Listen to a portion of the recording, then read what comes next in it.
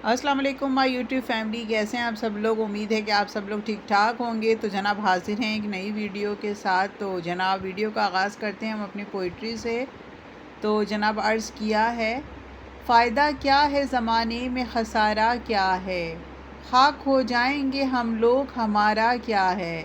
جیتنے والوں کا ہم کو نہیں کچھ علم کہ ہم ہار کر سوچتے رہتے ہیں کہ ہارا کیا ہے، دیکھ اے عمر رواں خواہشیں رہ جائیں گی، تم گزر جاؤ گے چپکے سے، تمہارا کیا ہے۔ تو جناب بڑھتے ہیں اپنے آج کے ٹاپک کی طرف۔ تو آج کا ہمارا ٹاپک ہے جناب کہ جیسے کہ آپ سب کو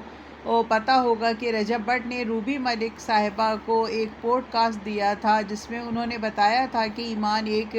پلاننگ، ایک منصوبے کے ساتھ ہمارے گھر آئی تھی، اور وہ ہر موقع کی فیملی ایونٹس کی اور فنکشنز وغیرہ کی ریکارڈنگز کرتی رہتی تھی۔ وہ ہر چیز کا پروف جمع کرتی رہتی تھی تاکہ ان چیزوں کو بعد میں وہ موقع کی مناسبت سے استعمال کیا جا سکے۔ جیسے کہ ابھی حالات چل رہے ہیں تو ایمان اپنی شادی شدہ لائف کو آگے بڑھانا ہی نہیں چاہتی تھیں۔ وہ پلاننگ کے ساتھ ان کے گھر آئی تھیں تاکہ وہ رجب اور ان کی فیملی کو بدنام کر سکیں۔ تو جناب آئیں ان تمام باتوں کی حقیقت سے یہاں پہ پردہ اٹھاتے ہیں کہ اس ویڈیو میں تو دراصل ایمان نے جو ریکارڈنگ کی وہ ماں جی کے ساتھ ان کی فائٹس وغیرہ کی ریکارڈنگ تھی، اور غزل سے بھی جب ان کی تو میمہ ہوئی تھی تو اس کی بھی انہوں نے، ایمان نے اس کی بھی مطلب موقع کی مناسبت سے اس کی بھی انہوں نے جو ہے وہ ریکارڈنگ کر لی تھی۔ اور غزل وغیرہ سے بھی جب ایمان کی تو میمہ ہوئی یا قصہ سے ہوئی یا کسی بھی فیملی ممبر سے جب کھٹ پٹ ہوتی تھی تو ایمان اس کی فوراً ہی سے ہی ویڈیو ریکارڈنگ کر لیتی تھی یا آڈیو ریکارڈنگ کر لیتی تھی۔ تو جناب ایمان کی اس ریکارڈنگ کرنے کے پیچھے کیا راز تھا وہ آپ کو آج میں بتاتی ہوں اس ویڈیو میں۔ ایمان جو ہے وہ ریکارڈنگ اس لیے کرتی تھی کیونکہ وہ یہ جانتی تھی کہ رجب بٹ اپنی والدہ ماں جی اور غزل پر بلائنڈ ٹرسٹ کرتے ہیں، اور وہ ایمان کی کسی بھی بات پر یقین نہیں کریں گے جب تک کہ ایمان اس بات کا یا اس جھگڑے کا کوئی پروف یا ثبوت پیش نہیں کر دیتی۔ کیونکہ رجب بھی ایمان کا جو ہے وہ کسی وجہ سے مطلب دل برا ہوتا تھا یا کوئی لڑائی ہوتی تھی تو وہ فوراً موقع پر ہی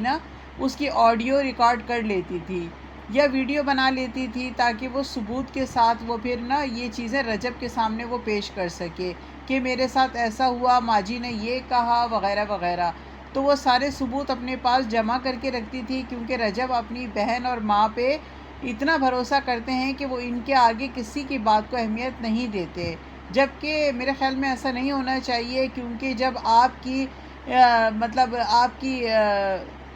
کسی کی بیٹی کو آپ شادی کر کے گھر لے کر آتے ہیں تو اس کی بھی اتنی ہی اہمیت ہوتی ہے جتنی کہ آپ کی والدہ اور آپ کی بہن کی، کیونکہ وہ آپ کے نکاح میں آئی ہے، آپ پر بھروسہ کر کے سب کچھ چھوڑ کے آپ کے پاس آئی ہے، تو اس کی بات پر بھروسہ کرنا اور اس کی سائیڈ کی سٹوری کو سننا بھی اتنا ہی ضروری ہے جتنا کہ آپ کی والدہ اور بہن کی سائیڈ کی سٹوری کو سننا ضروری ہے۔ آپ نے ہمیشہ اپنی ماں اور بہن کی بات کا یقین کیا، ایمان کی بات پر آپ نے کبھی بھی یقین نہیں کیا، اور اسی وجہ سے ایمان نے ہر اس موقع کی آڈیو اور ویڈیو ریکارڈنگ کی تاکہ جب کبھی ایسا کوئی موقع آئے تو وہ آپ کو دکھا سکے اور سنا بھی سکے۔ لیکن ہوا کچھ اس طرح کے حالات ان کے درمیان کچھ زیادہ خراب ہو گئے اور ان کے درمیان علیحدگی تک کی نوبت آ گئی۔ تو ایسی تمام آڈیوز اور ویڈیوز جو ایمان کے موبائل میں اس وقت کے پڑے ہوئے ہیں جب کبھی اس کے ساتھ ایسی کوئی ناانصافی ہوتی تھی تو وہ آپ کو دکھانے کے لیے ریکارڈنگ کرتی تھی، کیونکہ آپ اس وقت وہاں پہ موجود نہیں تھے، آپ ملک سے باہر تھے۔ تو اس نے سوچا کہ تمام چیزیں ثبوت کے طور پہ میں رکھتی ہوں تاکہ وہ رجب بٹ کو بعد میں یہ سب چیزیں دکھا سکے اور سمجھا بھی سکے کہ میرے ساتھ کیا کیا ہوا۔ لیکن ہوا یہ کہ ان کے بیچ حالات اتنے خراب ہو گئے کہ ایمان اپنے گھر چلی گئیں۔ اب وہ تمام چیزیں ان کے پاس موجود ہیں اور وہ ان چیزوں کا رجب بٹ کے خلاف جو ہیں وہ استعمال کرنا چاہ رہی ہیں ایمان۔ لیکن میں یہ کہوں گی کہ ایمان کو بھی یہ چاہیے کہ وہ ان سب چیزوں کو منظر عام پر نہ لے کر آئیں، کیونکہ وہ ریکارڈنگز آپ نے لوگوں کو سنانے کے لیے تو نہیں کی تھی کیونکہ وہ گھر کے پرسنل ایشوز سے ریلیٹڈ ہیں، اور اسی بات پر رجب بٹ غصے میں ہیں کہ آپ نے فیملی میٹرز کو پبلک میں تماشا بنایا، ایک کے بعد ایک آپ نے سٹوریز لگائیں، اون شیخ نے بھی آ کر یہاں پہ تماشے لگائے، جس کے باعث رجب بٹ غصے میں آئے۔